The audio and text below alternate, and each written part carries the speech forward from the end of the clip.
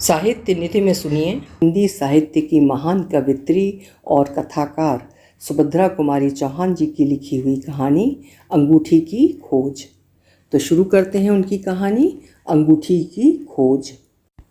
चैती पूर्णिमा ने संध्या होते होते धरित्री को दूध से नहला दिया। वसंती हवा के मधुर स्पर्श से सारा संसार एक प्रकार के सुख की आत्मविस्मृत में बेसुध सा हो गया। आम की किसी डाल पर छिपी हुई मतवाली कोयल पंचम स्वर में कोई मादक रागिनी अलाप उठी। वृक्षों के झुरमुट के साथ चांदनी के टुकड़े अटखेलियाँ करने लगे, परंतु मेरे जीवन में न सुख था और न शांति। इस समय भी जबकि संसार के सभी प्राणी आनंद विभोर हो रहे थे, मैं कंपनी बाग में कोने में हरी हरी धूप पर पड़ा हुआ अपने जीवन की विषमताओं पर विचार कर रहा था। पेड़ की पत्तियों से छन छन कर नन्हे नन्हे चांदनी के टुकड़े जैसे मुझे बरबस छेड़ से रहे थे। मैंने आंखें बंद कर लीं, फिर भी मैं किसी प्रकार का शांति लाभ न कर सका। आज मैं बहुत दुखी था। वैसे बात थी तो बहुत छोटी, किंतु पके हुए घाव पर एक मामूली से तिनके का छू जाना ही बहुत है। छोटी सी बात पर ही मेरे हृदय में जैसी भीषण हलचल मची हुई थी, उसे मेरे सिवा कौन जान सकता था। इसी समय कुछ युवतियां मेरे पास से निकलीं। उनके पैरों के लच्छे और स्लीपरों की ध्वनि मैंने साफ साफ सुनी। वे लोग आपस में हंसती, खिलखिलाती और बातें करती हुई चली जा रही थीं। ऐसा लगता था जैसे सांसारिक चिंताओं को इनके पास पहुंचने का साहस ही नहीं होता। परंतु मुझे उनसे क्या प्रयोजन। मैंने तो उनकी ओर आंख उठाकर भी नहीं देखा। देखकर करता भी क्या। व्यर्थ ही हृदय में एक प्रकार की टीस उठती और वेदना बढ़ जाती। मेरे लिए तो कदाचित विधाता ने अपने ही हाथों एक निरक्षरा और बेढंगी प्रतिमा का निर्माण किया था, जो इच्छा न होने पर भी बरबस मेरे जीवन के साथ बांध दी गई थी, जिसके सहवास से मेरा सुखी जीवन, मेरा आशावादी हृदय, कल्पना के पंखों द्वारा ऊंची से ऊंची उड़ान भरने वाला मेरा मन सभी दुख तथा घोर निराशा से न जाने कितनी भीषण वेदना का अनुभव कर रहे थे। जिस दिन मैंने पहले पहल यशोदा को देखा, मैं कह नहीं सकता कि मेरी मानसिक स्थिति कितनी भयंकर थी।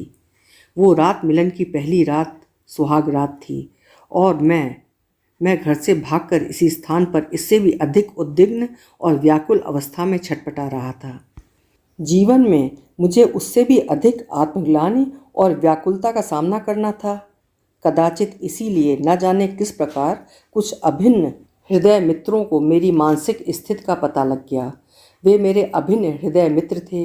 वे जानते थे कि इस पीड़ा से मुक्ति पाने के लिए कड़ी से कड़ी विपत्तियों को भी झेल सकता हूँ। इसीलिए वे मुझे खोजते हुए आए और मेरे साथ ही उन्होंने वहीं पर रात बिताई। इसके बाद क्रमशः मेरी अवस्था कुछ संभली और बहुत कुछ तो मित्रों के आग्रह से और कुछ कुछ किसी प्रकार जीवन के दिन काट लेने के लिए मैंने यशोदा को शिक्षिता बनाना चाहा, किंतु परिणाम कुछ ना हुआ। क से कबूतर और ख से खरगोश, इसके आगे यशोदा न पढ़ सकी। उसे पढ़ने लिखने की तरफ जैसे रुचि ही नहीं थी। पढ़ने के लिए जब मैं उससे प्रेम में अनुरोध करता तो वो प्रायः यही कह के टाल दिया करती, अब मुझे पढ़ लिख कर क्या करना है, नौकरी करवाओगे। अपने प्रश्नों के उत्तर में इस प्रकार की बातें सुनकर मुझे कितनी मार्मिक पीड़ा होती थी। मेरा हृदय कितना विचलित हो उठता था। यशोदा ना तो समझती थी और ना उसने कभी समझने का प्रयत्न ही किया। परिणाम ये हुआ कि मुझे घर से बिल्कुल विरक्ति हो गई। कोई भी आकर्षण शेष न रह जाने के कारण मैं घर पर बहुत कम रहने लगा। महीने में एक आध बारी मैं घर पर भोजन करता। यदि भोजन के समय किसी मित्र के घर होता तो उसके आग्रह से वहीं, अन्यथा किसी होटल में मेरा प्रतिदिन का भोजन होता। प्रायः बहुत से दिन तो चाय के एक दो प्यालों पर ही बीत जाया करते। तात्पर्य ये कि मेरा स्नान, भोजन, सोना, जागना सभी कुछ अनियमित था। नियमित रहता भी कैसे। मैं अपनी इस उठती जवानी में भी बुढ़ापे का अनुभव कर रहा था। जीवन मुझे भार सा प्रतीत होता। न किसी प्रकार की इच्छा शेष थी, न आकांक्षा, न उत्साह था और न उमंग। जीवन को किसी प्रकार ढकेले लिए जाता था। मैं स्वभाव से ही अध्ययनशील, विद्यानुरागी, स्वाभिमानी, भावुक और अल्पभाषी था। मैं अपने कुछ इने गिने मित्रों को छोड़कर अन्य लोगों से बहुत कम मिलता जुलता था। प्रायः अपना अधिकांश समय अध्ययन में ही बिताया करता था। मेरी लाइब्रेरी में संसार के प्रायः सभी विद्वान लेखकों की कृतियाँ अलमारियों में सजी थीं। उन्हें मैं अनेक बार पढ़कर भी फिर से पढ़ने का इच्छुक था।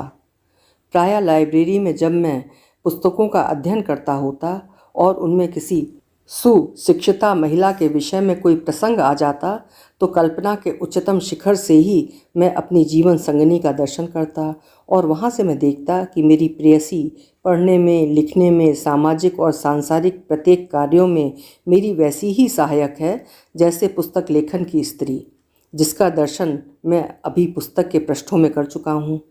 यही कारण था कि विवाह के बाद मुझे इतनी अधिक निराशा हुई। मैं कल्पना के जिस शिखर पर विचरण कर रहा था वहाँ से एकदम नीचे गिर पड़ा। यशोदा को पढ़ने लिखने की ओर से उतनी ही अरुचि थी जितनी मेरी उस ओर रुचि थी। गृहस्थी के कामों में भी वो विशेष निपुण न थी। इसके अतिरिक्त न उसमें रूप था, न आकर्षण, और न बातचीत का ढंग ही सुरुचि के अनुकूल था। उससे साधारण सी बात करते समय भी मैं प्रायः झल्ला उठता, जिससे मुझे तो मानसिक कष्ट होता ही, साथ ही यशोदा को बिना कारण ही मेरी डांट सुननी पड़ती और उसे कष्ट होता। इसलिए मैंने घर जाना बहुत कम कर दिया। प्रायः जब मैं पढ़ते पढ़ते थक जाता तब मित्रों के घर, और जब किसी कारणवश मित्र लोग भी घर पर ना मिलते तब मुझे कंपनी बाग के इसी कोने में हरी हरी धूप पर ही आश्रय मिलता था।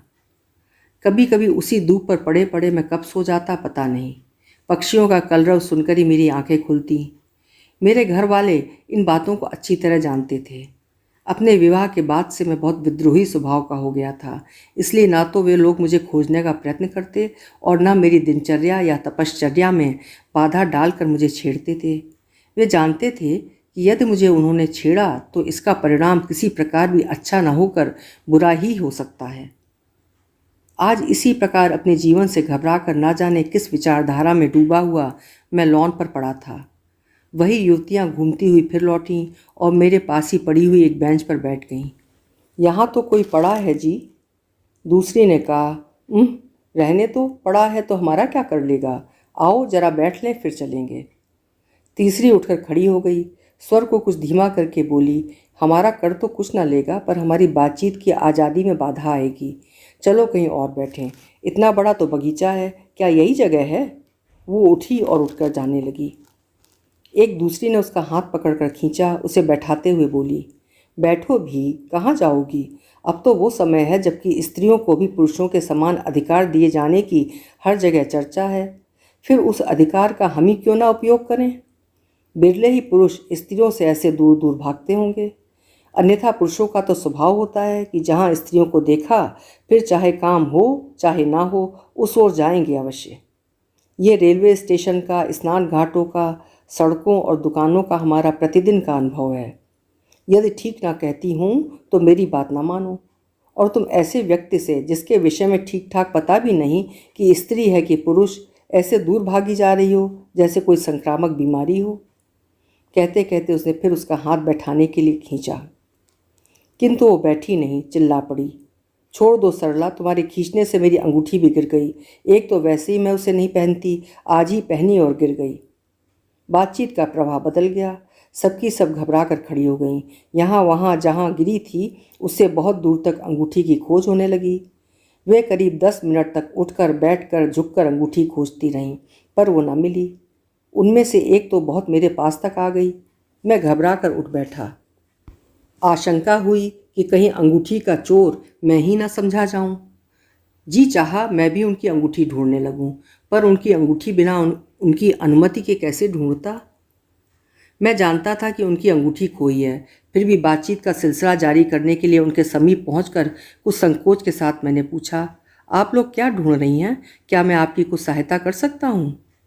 अंगूठी की मालकिन बोल उठी, मेरी अंगूठी गिर गई है, बड़ी कीमती अंगूठी है। इसके बाद मैं कुछ ना बोला।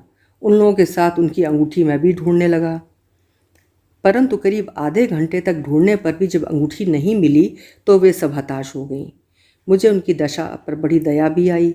मैंने अंगूठी की स्वामिनी से कहा, यदि आप मुझ पर विश्वास कर सकती हों तो आप निश्चिंत होकर अपने घर जाइए, अब रात बहुत हो चुकी है, कोई आदमी यहाँ आएगा नहीं और मैं रात भर यहीं रहूँगा। बड़े सवेरे उठकर आपकी अंगूठी ढूंढकर आपको दे जाऊँगा, बस आप मुझे अपना पता भर बतला दें। पहले तो वो कुछ झिझकी, सिर से पैर तक उसने एक बार मुझे देखा, फिर ना जाने क्या सोचकर बोली, मेरा नाम व्रजांगना है, मैं पंडित पास की दूसरी युवती ने उसके अधूरे वाक्य को पूरा किया। पंडित नवल किशोर की स्त्री हैं। व्रजांगना फिर बोल उठी, मेरा मकान नंबर 155 सिविल लाइन में है। व्रजांगना नाम सुनते ही मैं चौंक सा पड़ा। व्रजांगना क्या वही व्रजांगना है जिसके विषय में मैं बहुत कुछ सुन चुका हूँ? वही चरित्र भ्रष्टा व्रजांगना है? ईश्वर, मैं सिहर उठा। मैं तो उसे देखना भी न चाहता था, किंतु अब क्या करता। उसकी अंगूठी ढूंढ देने का वचन दे चुका था और वचन देने के बाद पीछे हटना मैंने सीखा ही न था। अब मुक्ति का कोई साधन न देखकर मैं चुप ही रहा। पास ही खड़ी हुई दूसरी युवती ने प्रश्न किया, आप रात भर यहीं रहेंगे, घर न जाएंगे? मेरे मुंह से अचानक निकल पड़ा, घर? मेरा घर कहाँ है, कहाँ जाऊँ? ये बात न जाने किस धुन में मैं कह तो गया, किंतु कहने के साथ ही मुझे अफसोस भी हुआ। आखिर ये बात इससे मैंने कही क्यों? मैं बिना घर का हूँ या घर से बहुत विरक्त, ये सब इन स्त्रियों के सामने प्रकट करके मैंने क्या इनसे इस प्रकार सहानुभूति पाने की आशा की थी? किंतु बहुत टटोलने पर भी अपने हृदय में उन स्त्रियों से किसी प्रकार की सहानुभूति प्राप्त करने की लालसा मुझे न मिली। अचानक इसी समय कहीं से मंदाकिनी आकर बोल उठी, ओहो योगेश भैया, तुम बिना घर के कब से हो गए? अच्छी बात है, मैं जाकर भाभी से पूछूंगी क्या भैया को घर से निकाल दिया है। मंदाकिनी की बात का कुछ उत्तर न देकर मैंने दृढ़ और गंभीर स्वर में व्रजांगना से कहा, मैंने आपसे अभी कहा ना कि मैं आपकी अंगूठी सवेरे ढूंढ कर दे दूंगा, और उस अंगूठी के लिए मैं रात भर यहाँ रहूँगा भी। यदि आपको मेरी बात पर विश्वास हो तो आप निश्चिंत होकर घर जाइए, अंगूठी आपको सवेरे मिल जाएगी। व्रजांगना ने निश्चिंतता की सांस ली। इस समय वो अधिक संतुष्ट जान पड़ती थी, क्योंकि मुझे मंदाकिनी भी पहचानती थी। मंदाकिनी फिर बोली, योगेश भैया, तुम्हारे दृढ़ निश्चयी स्वभाव को कौन नहीं जानता। तुमने जब ढूंढ देने की जिम्मेदारी ली है तब बिरजा भाभी की अंगूठी मिले बिना न रहेगी। व्रजांगना ने फिर मुझ पर विनयपूर्ण दृष्टि डाली और वो उन सब स्त्रियों के साथ चली गई, उस दृष्टि से जैसे उसने कहा कि मेरी अंगूठी न भूलना, जरूर ढूंढ देना। उसी बेंच पर पड़े पड़े मैंने रात काट दी। सवेरे चिड़ियों के चहचहाने के साथ ही उठ बैठा। अभी पूरा पूरा प्रकाश भी नहीं हो पाया था। मैंने उत्सुक आंखों को एक बार चारों तरफ अंगूठी के लिए घुमाया, किंतु वो कहीं ना दिखी। फिर मैंने झुककर बेंच के नीचे देखा। नन्ही सी अंगूठी जिसमें कीमती बड़ा सा हीरा चमक रहा था, बेंच के पाए से सटी पड़ी थी। मैंने झुककर अंगूठी उठा ली। प्रयत्न करने पर भी वो मेरी किसी उंगली में ना आई। तब मैंने उसे जेब में रखकर नल पर जाकर हाथ मुंह धोया और फिर सिविल लाइन की ओर चल पड़ा। बंगला ढूंढने में मुझे विशेष प्रयत्न न करना पड़ा, क्योंकि व्रजांगना और उनके पति पंडित नवल किशोर जी दोनों ही नगर के लब्ध प्रतिष्ठित व्यक्तियों में से थे। चपरासी से मैंने अपना कार्ड अंदर भिजवाया, जिसके उत्तर में स्वयं व्रजांगना आती हुई दिखी। उस सादी सरलता की प्रतिमा व्रजांगना के प्रथम दर्शन से ही मैं उसका भक्त हो गया। वो मुझे बड़े आदर और प्रेम के साथ ड्राइंग रूम में ले गई। टेबल के पास बैठे हुए उसके पति अखबार पढ़ रहे थे। उसने अंदर जाते ही अपने पति का मुझसे परिचय कराया। फिर मेरी ओर देखकर उसने पति से कहा, इनके विषय में तो मैं अधिक नहीं जानती, पर हाँ इतना जानती हूँ कि कल आपने मेरे साथ अत्यंत सज्जनतापूर्ण बर्ताव किया है। आपका पूरा नाम तो अभी कार्ड पर ही देखा। इसके बाद व्रजांगना ने अपने पति से शाम के समय का अंगूठी के खोने का सारा किस्सा कह दिया। मैंने जेब से अंगूठी निकालकर धीरे से व्रजांगना के सामने रख दी।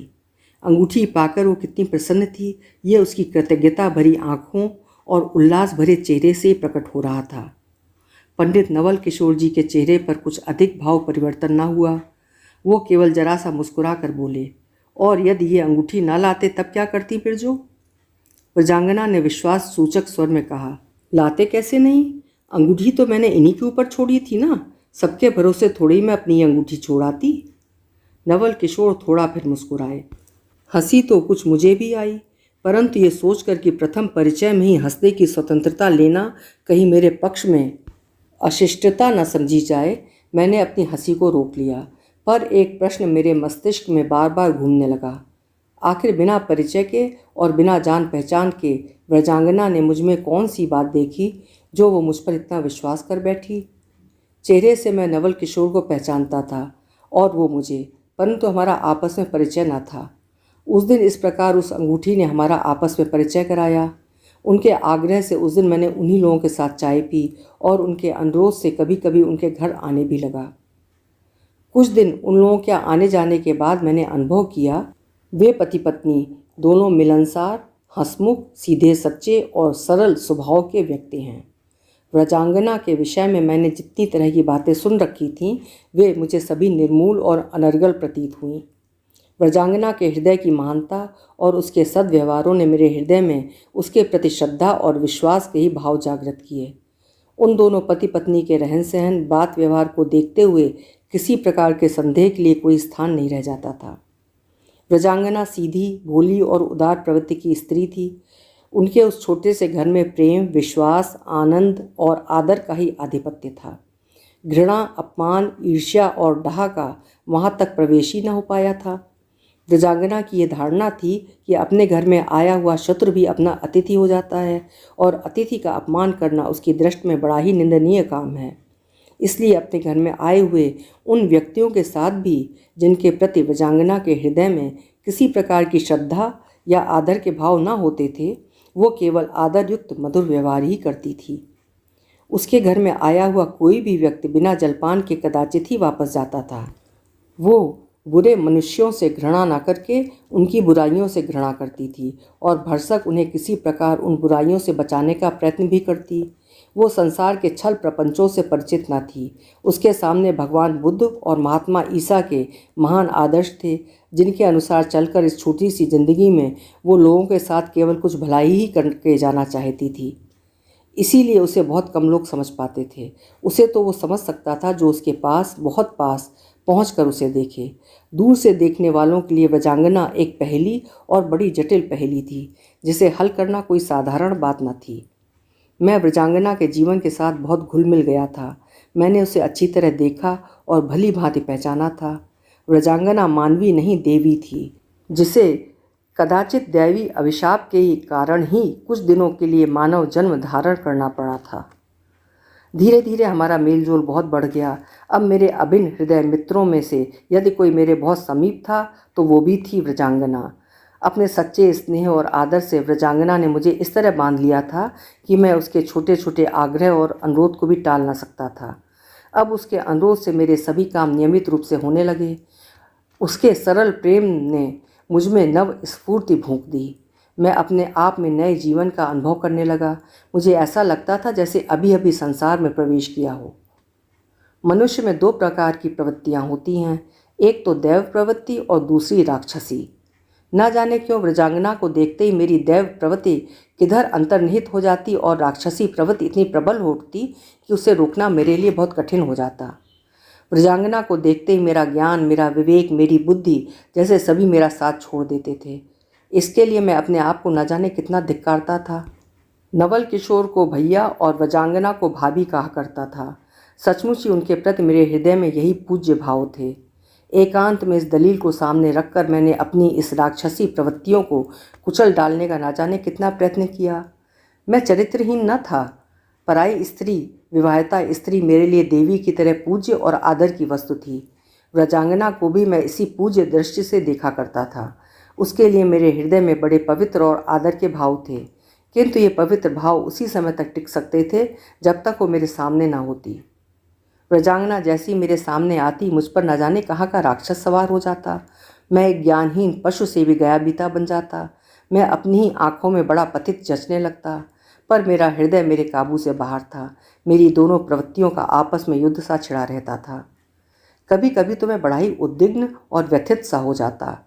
मेरी इस विचलित अवस्था को व्रजांगना और नवल किशोर देखते, परंतु मेरी मानसिक स्थिति को क्या समझ सकते थे। वे अपने प्रयत्न भर सदा हर प्रकार से मुझे खुश रखने की फिक्र में रहते। उनका व्यवहार मेरे प्रति मधुरतर और प्रेमपूर्ण हो जाता था। अपनी इस दानवी प्रवृत्ति को हर प्रकार से दबाने के लिए मैंने कई बार निश्चय किया कि मैं उनके घर ही न जाया करूं, और इस उपाय से मैं कई बार अंशों तक सफल भी हुआ। परंतु मेरे ही न जाने से क्या हो सकता था। कई बार ऐसा हुआ कि मैं सुबह से शाम तक उनके घर नहीं गया, तब प्रायः व्रजांगना या नवल किशोर अथवा कभी कभी दोनों मेरे घर पहुंच जाते और मेरा किया कराया निश्चय मिट्टी में मिल जाता। उनके आग्रह और विशेषकर व्रजांगना के प्रेमपूर्ण अनुरोध को टालने की मुझ में शक्ति न थी। विवश होकर मुझे उनके साथ फिर आना पड़ता।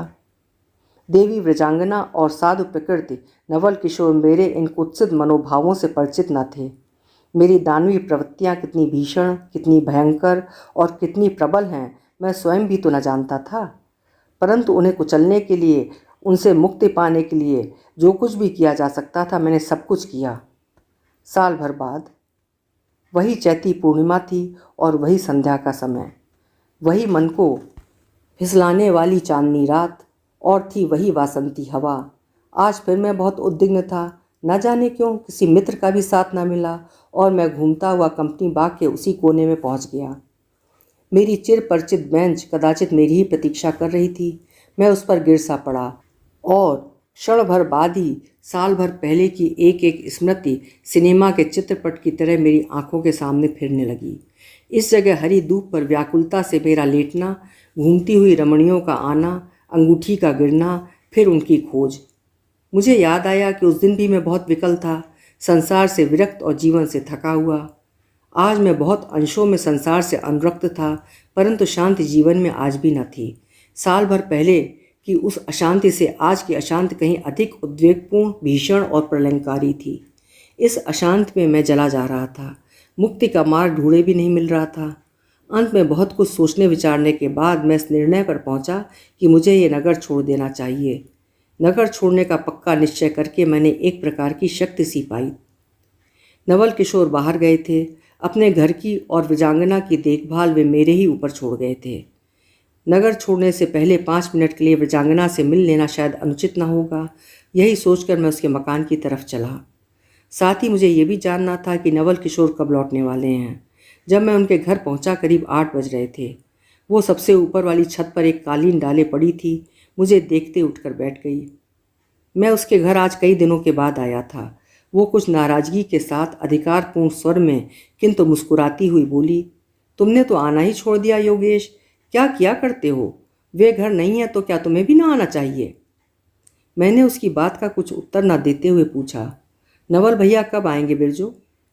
कल सवेरे 4 बजे की गाड़ी से, वो प्रसन्न होती हुई बोली।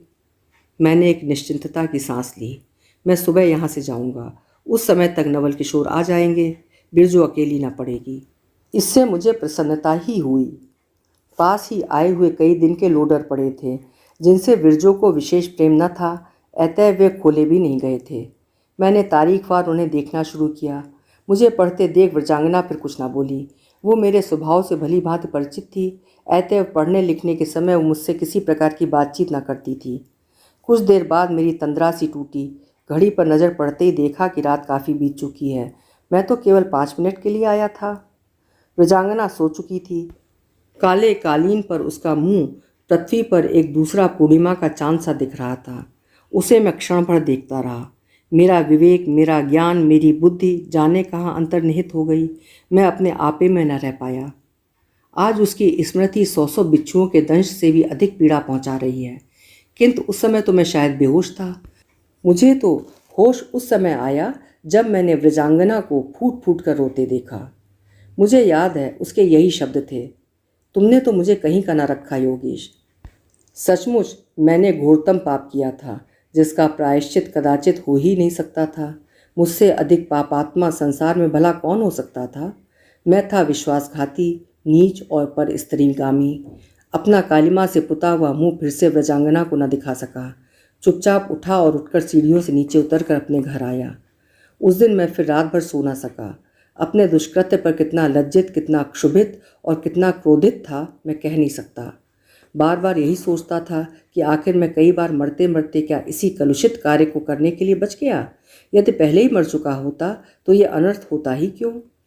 ज्यो ज्यो करके रात काटी। अभी पूरा प्रकाश भी न हो पाया था कि स्त्री से यह कह के कि मैं एक आवश्यक कार्य से कुछ दिनों के लिए बाहर जा रहा हूँ। अपना जरूरी सामान लेकर घर से निकला। कहाँ जाने के लिए कह नहीं सकता, किंतु जाना चाहता था दूर, संसार से बहुत दूर, जहाँ से किसी भले आदमी पर मुझ पापी की छाया भी न पड़ सके। किंतु घर से निकलकर भी 10 कदम भी न चल पाया था कि नवल किशोर का नौकर शीघ्रता से आता हुआ दिखा। किसी अज्ञात आशंका से मैं काँप सा उठा, किंतु फिर भी मैंने जैसे उसे देखा ही ना हो, इस भाव से तेजी से कदम बढ़ाए। नौकर ने मुझे भारी आवाज़ और दुख मिश्रित स्वर में पुकार कर कहा, ठहरो भैया, कहाँ जाते हो? तुम्हें बाबूजी ने जल्दी बुलाया है। मेरे पैरों के नीचे से जैसे धरती खिसक गई। नवल ने आते ही मुझे क्यों बुलाया? क्या व्रजांगना ने उनके आते ही? मेरी समझ में कुछ ना आया। फिर भी मैं अपने को बहुत संभाल कर मैंने भीकू से पूछा, इसी समय बुलाया है? क्या कोई बहुत ज़रूरी काम है? बूढ़ा नौकर रो पड़ा। रोते रोते बोला, ज़रूरी काम क्या है भैया, बहू जी की तबीयत बहुत गाफिल है। संझा को अच्छी भली सोई थी और अब तो भगवान जो उठा के खड़ी करें तो खड़ी हों, नहीं तो कुछ आशा नहीं दिखती। मुझे चक्कर सा आने लगा। भीकू के साथ उसी समय नवल के घर की ओर चला। रात जिस घर में फिर कभी न जाने की प्रतिज्ञा करके निकला था, उसी घर की ओर फिर विक्षिप्तों की तरह चल पड़ा। किंतु वहाँ तो मेरे पहुँचने के पहले ही सब कुछ समाप्त हो चुका था। नवल किशोर बच्चों की तरह फूट फूट कर रो रहे थे। उसका कंचन सा शरीर चिता पर धर दिया गया, आग लगा दी गई और वो धू धू करके जल उठी। हमारे देखते ही देखते उसका सोने का शरीर राख में मिल गया। इसी प्रकार मुझे भी जीता ही जला देना चाहिए। इस हरी भरी छोटी सी गृहस्थी को बीहड़ बनाने वाला नर पिशाच तो मैं ही हूँ ना। मैं किस आग में चल रहा था, इसे मेरे सिवा और कौन समझ सकता था? सब लोगों के चले जाने के बाद बची खुची राख को समेटकर उसी समय मैंने वो नगर छोड़ दिया। उसी राख को यहाँ रखकर मैंने उसकी समाधि बना ली है और न जाने कितनी चैती पूर्णिमा उस समाधि को पश्चाताप के आंसुओं से धोते हुए मैंने बिता दी हैं। पश्चाताप अभी तक पूरा नहीं हुआ। मैं दिन रात जलता हूँ। एक सुंदर से फूल को धूल में मिलाने का पाप मेरे सिर पर सवार है। अभी आप सुन रहे थे सुभद्रा कुमारी चौहान जी की लिखी हुई कहानी अंगूठी की खोज।